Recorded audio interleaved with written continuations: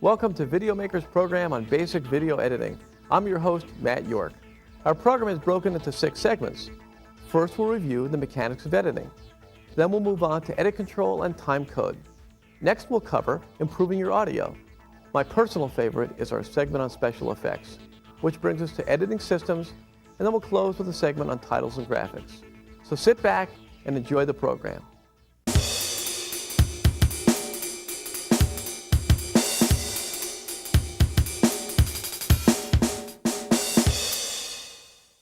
The most fundamental reason that people should edit their videos is to cut out the bad stuff. We all go out and shoot a lot of video in our camcorders, and often, I don't know about you, but often I bring back a lot of things that I just don't want people to see. You have scenes where you're rolling tape while you're setting the focus or framing a shot. You're shaking the camera a little too much. Maybe, this doesn't happen to me of course, but maybe you forgot that the camera was rolling and you taped your feet.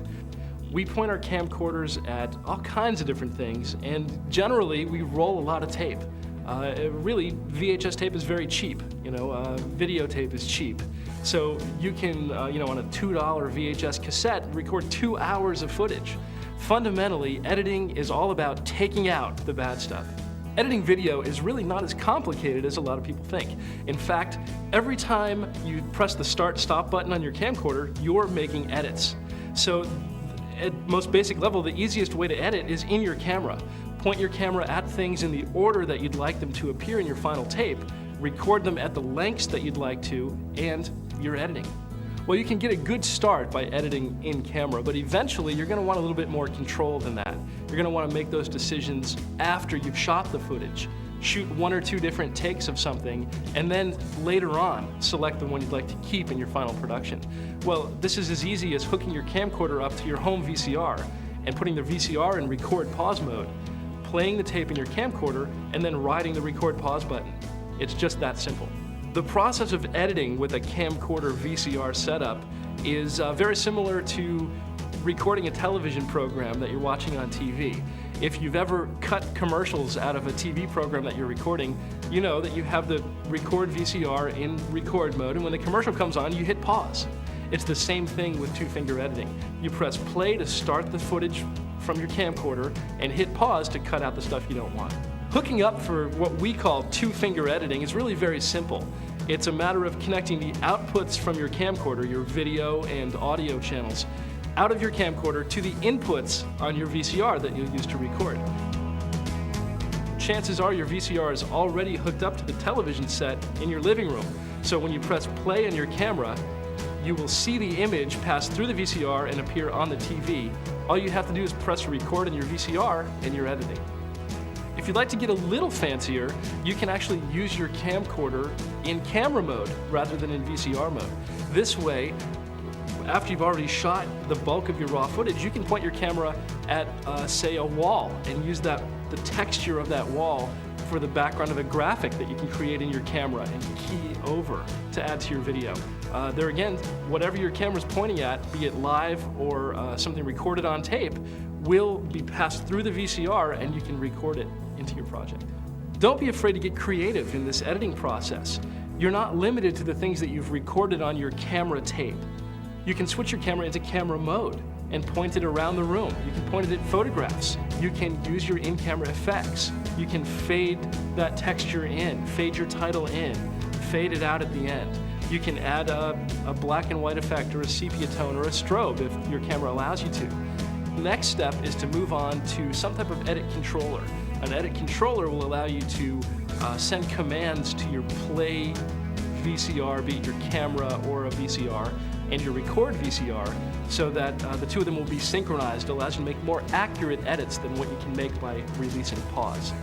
In addition, you might consider adding a titler or adding a special effects generator so that you can perform transition effects that you can edit into your videos. The possibilities are endless.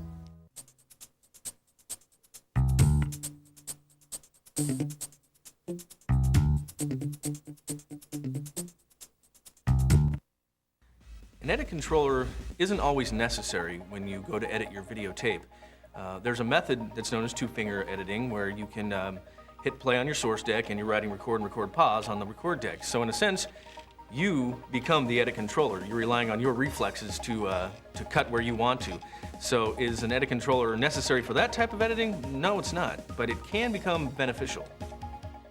An edit controller is a device, and it can be a standalone black box, or it can be something that's computer-based that's there to control your equipment for you. It does this in a variety of different ways, but nonetheless, it's there to control your equipment, to help you get control. You can tell your player deck to hit play at this point and record, to go into record pause or record at certain points. It can also be used to trigger like an SEG, a special effects generator, or to trigger a titler. And in a sense, the edit controller becomes kind of the brain of your editing setup. The primary benefit for bringing in an edit controller into your editing environment would be accuracy and control. You're number one, given the accuracy to scroll through your footage and pinpoint areas where you want to make cuts. And number two, you are now in control of your equipment. You're no longer relying on your own reflexes to try and hit play, pause, and pause record, as fast as you can. You now have equipment that is communicating for you. When it comes to selecting an edit controller, you need to first look at the equipment that you've got already and figure out what language your equipment speaks. It has the ability to talk to one another, but they have to use the same language to talk to each other. So in order to get an edit controller to work with your equipment, find out the edit protocol, the language that you need to get so it can communicate and send commands to your equipment. Now the difference between one-way and two-way editing protocols is that with a one-way edit protocol, your edit controller is basically saying, hey, record deck, go into record right now. And it doesn't. It doesn't send a signal back, it just does it. With two-way, you can say, hey, deck, go into record. And it will send back, I'm in record now, so you know that it's working. Well, an edit controller allows you to set in and out points to make edits. It finds these in and out points by using either your real time counter on your VCR or by using timecode. Timecode is an address that's given to every frame on your videotape. Each frame is actually labeled with a number, so you can always find that specific frame when you want to. There are a few types of timecode. There's LTC, which is linear timecode, which takes up an available audio track on VHS tape. There's VITC, or VITC, which is vertical interval timecode, which the timecode is placed in the vertical interval of the videotape. Then there's the most common on consumer equipment, which is RCTC, or rewritable consumer timecode, which is not exactly frame accurate, but it works a lot better than the counter, real-time counter on your VCR. The advantage of timecode over the real-time counter is that with timecode, it's permanently put on the tape.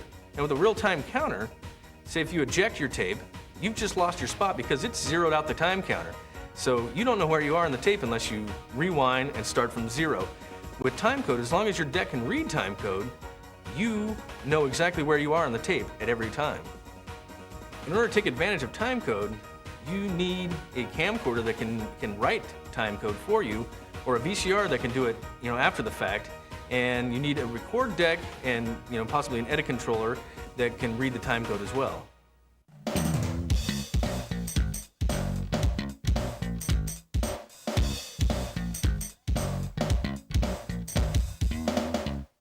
The most important thing I would have to say about sound is pay attention to your soundtrack. Usually that's the one step that many videographers, especially beginners, don't take. They spend a lot of time editing their video and they really don't pay attention to the soundtrack. The format of the record deck or the master deck that you record your videos onto will impact the way you control your soundtrack by quality, by versatility, and by the number of soundtracks you have available to you. As you tend to go up in the amount of money you spend towards the higher end decks, you will increase the sound quality typically. You will have the ability to do things such as audio insert, which gives you greater control of your soundtrack, and oftentimes you'll have more soundtracks to access on those decks. Many people start editing video on their VHS deck. That's because these decks are so available. Most people have one already and you can get started editing without spending any more money. Some of the advantages of those decks are that oftentimes they do come with audio insert capability, so you can control your sound somewhat and get decent results. Some disadvantages are they are not built for accurate editing, the soundtrack is not the highest quality, and you only have one soundtrack to edit to. Two of the main advantages that non-linear editing has for audio control are multiple soundtracks, as few as 4, as many as 99, depending on the software that you use, and excellent quality, depending on your sampling rate and compression ratio. On the downside, sometimes the video editing software doesn't give you the degree of control over the volume and sweetening of the sound that you would like, and sometimes there are sync problems that come up with nonlinear editing. On the positive side, though, these sync problems are easier to fix in nonlinear editing than they are in linear. A sound mixer is fundamentally a sonic funnel. It takes multiple inputs in and puts in just a few outputs out. On the input side, you'll find line level inputs for CD players and decks, or microphone level inputs for microphones. These can be balanced or unbalanced depending on the type and quality of the microphones and cables that you're using. On the output side, you'll find as few as 1 or up to multiple sound outputs depending on the deck you use. These could also be monaural or stereo. If you're looking for a mixer, make sure it can support the equipment you plan to use.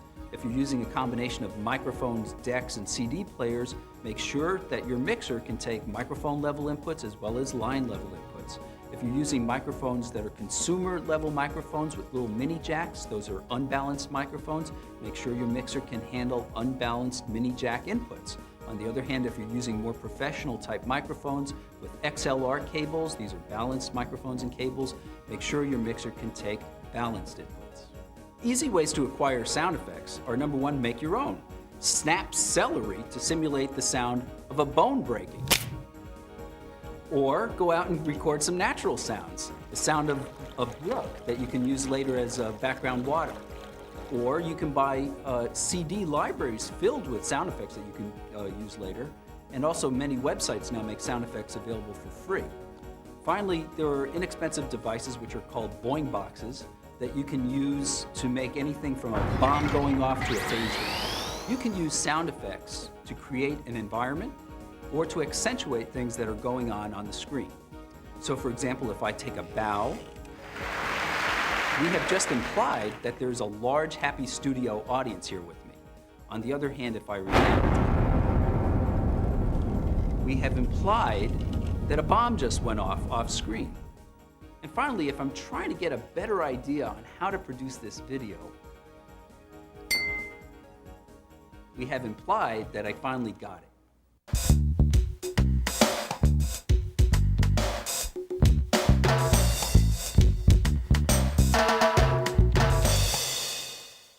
There are kind of 2 ways of creating transitions. If you're using an A/B edit system, in which case you have 2 sources running through a special effects generator, you can create your effects that way, or you can use a nonlinear system, in which case you digitize all of your video first and then come in afterwards and add effects digitally. Editing on a linear system, we're pretty much assuming you have 2 input devices, such as your camera and maybe a deck, or maybe 2 decks, and they're running through a special effects generator.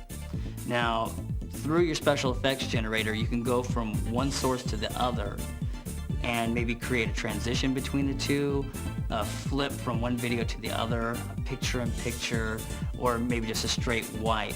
And these effects are commonplace and quite easy to use. Just remember not to overuse them. Special effects and transitions should actually be used quite sparingly. Maybe 90% of your edits are going to be straight cut edits. And then if you want to get across a certain feeling, a certain mood or effect, that's when you want to come in and use a transition or a special effect and keep it special. For new editors, effects, it's almost like you're a kid in a candy store sometimes. You have all these toys that you can play with, everything you've got there, and you just want to use them. But you kind of need to resist that urge. Your effects should only be used to help you convey a message you're trying to get across. If you're trying to show a change in time, you want to put in a dissolve. You want to change a location, you want to put in a flip or maybe a wipe of some sort. When you do a cut, you're just kind of putting things in order. You're giving them a sequence of events. And it's your way of guiding the viewer through the sequence and how it all happens. With your cuts, you can affect the pacing of your video. You can make emphasis on certain shots, and then other ones you can add other emphasis to them by having special cutaways or B-roll. Many of today's cameras come with special effects already built into them. A lot of times you can change the color, you can add posterization, negatives. You can even, if you want other effects, change the lenses and lens filters, wide-angle lenses, fisheye lenses. Just remember that the problem with this is whatever effects you add to your video are going to be burned into your video forever. So when you get into post-production, and if you don't want that black and white, you don't want that sepia tone, you can't take it out. You're stuck with whatever effect you put in there forever. Once you get into post-production, there's often a lot of creative avenues available to you, such as adding your special effects, your color filters, your shutter speeds, your slow motion effects. Just remember to use them sparingly and use them to enhance your video, not to overpower it. If you want to have a classic old-time feel, go ahead, add black and white, add sepia tone, maybe even just a little bit of shutter. Or maybe if you want to emphasize a certain moment, go ahead and use that slow motion. Just don't overuse it. For the nonlinear transitions, what you're pretty much doing is you're taking one digitized source of video and another digitized source of video and then creating a transition in between them. The advantage of it, of course, is that you can do your transition, move on to another part of your project, and then if you don't like that transition you did, you can come back and fix it in a snap. Take that digitized source of video, add your effects to it, add a shutter speed, a color effect, whichever is appropriate to your project, and then go ahead and make a transition in between, and you kind of have your options there of what it wants to do. There's hundreds of effects. You can do wipes, dissolves, cross zooms, cross fades. You can have titles scroll over and be a wipe for you. Depending on your system and your software, the possibilities are endless.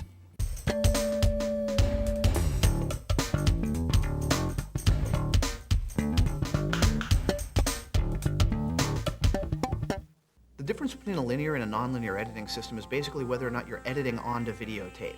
If you're going from tape to tape, you're in a linear system. This means basically that you can go from point A to point B and point C. You can't go directly from point A to point C at any given moment. On a nonlinear system, you're probably capturing your video to a hard drive. This means you can go from point A to point Z, back to point B, on to point D at any time. That's random access to your video clip. The basic components of a cuts-only editing system are a source deck, a record deck, and an edit controller. The source deck is obviously that, it's your video source. The record deck is what you're recording to. The edit controller helps synchronize the two and tie them together and actually control the decks so you get a very precise, clean edit. If you want to fancy things up a little bit, you can get a wipe generator or fade generator. And what this does, it allows you to fade up or down from video and add in some lower end special effects like you might find in your camcorder. The basic components of an A/B roll system generally include two source decks, an edit controller, a special effects generator, and a record deck. The special effects generator acts as a switcher between the two source decks so that you can move back and forth between your A source and your B source through different fades and wipes and other transitions. The edit controller helps tie it all together. It's kind of the brain of the system. It lets you synchronize everything up and perform nice, clean edits. With a true A/B roll system, there's a wide variety of effects and transitions you can perform. It basically takes your source A video and does something to it to reveal your source B video. These different transitions can be wipes, spins, clock turns, even page peels. Page peel is a great one. It actually takes the video source and it makes it look like a page of video on the screen and it tears it away to reveal the page behind it. At the most fundamental level, you can use your computer with your cuts-only editing system as a titler. You can print titles and then shoot video of what you printed. You could even shoot the screen. It's not going to look real great, but it's going to get the job done. If you want to get it a little more advanced, you can actually connect it to your cuts-only system and use it as an edit controller. If you have an A/B system, there's a lot more you can do with your computer. You can actually use it as a special effects generator, a titler, and an edit controller. Many people confuse digital video and nonlinear editing. Nonlinear editing really has nothing to do with digital video. At some point in nonlinear editing, you're probably digitizing your video to a hard drive. It may start as analog. With digital video, it's basically ones and zeros on a videotape. The tape is still linear. You're still limited to the point A to point B to point C format of the videotape. With the nonlinear, you have true random access, whether the video started as analog or digital. The advantages of a linear system over a nonlinear system become clear when you start editing long-form, slow-paced pieces. When you have long clips or long segments with no effects between them, it's much, much quicker to actually go from tape to tape. Whereas on a nonlinear system, you have to digitize the footage and then play the footage back to see what you actually captured and then start assembling it together. Whereas with the linear system, you can just start putting it all together. Determining how much money you're going to spend on your editing system, you're going to determine what you already have. If you've got a camcorder, 2 fingers, and a VCR, you've already got a cuts-only system. If you're willing to spend a little bit more money, you can start going into non-linear stuff. The price of non-linear has been coming down drastically as technology advances. You can put together a pretty nice nonlinear editing system for about $3,000 and get phenomenal results with it.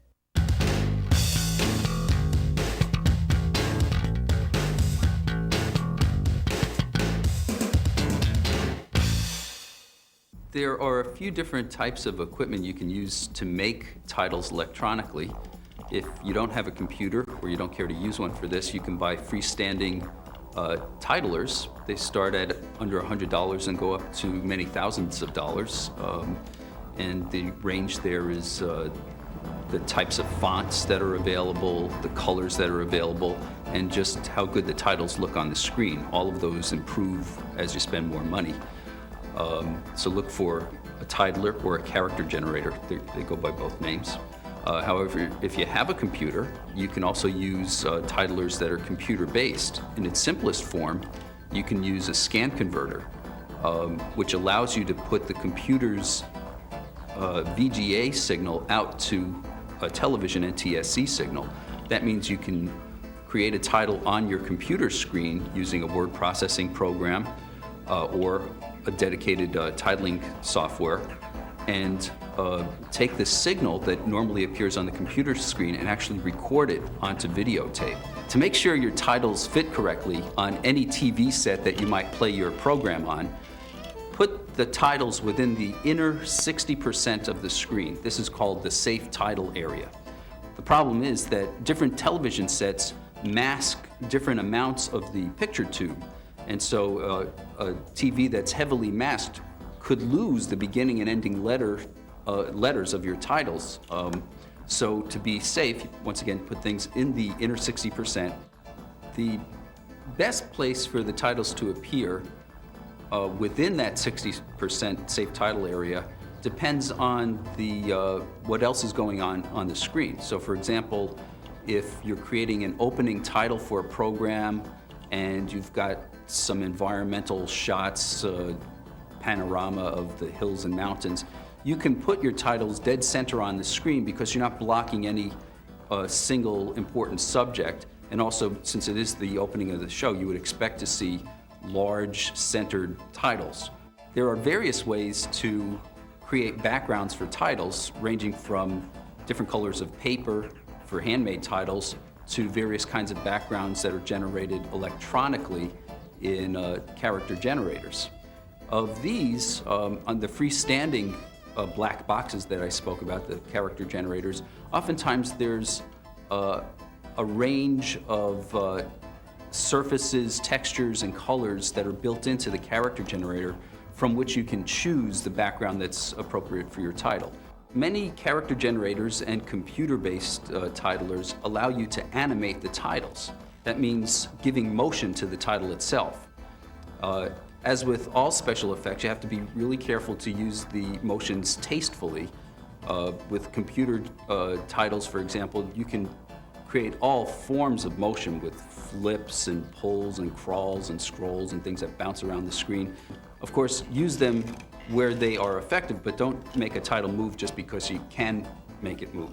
We make a distinction between simple titles and graphics to indicate With graphics, that there's a certain amount of art that's used. A simple title is just words. It's a font of a given color, perhaps an outline, perhaps a drop shadow, whether it's keyed or over a background. We call that a title. But if there are other artistic elements, for example, a logo that might appear, or let's say a sidebar of a certain color that appears on the screen to help frame the shot, along with fonts, that is usually referred to as a graphic. Well, that about wraps it up for Videomaker's program on basic video editing. You know, most people shoot hours and hours of videotape because it's so inexpensive. And that's okay, but that's not really the final product. That's not really telling a story. You've got to get rid of the shots that are bad and rearrange some of the shots in a better order to tell a better story. So hopefully you can apply some of the things you learned during this program today. I'm your host, Matt York, signing off for Videomaker. Keep making video.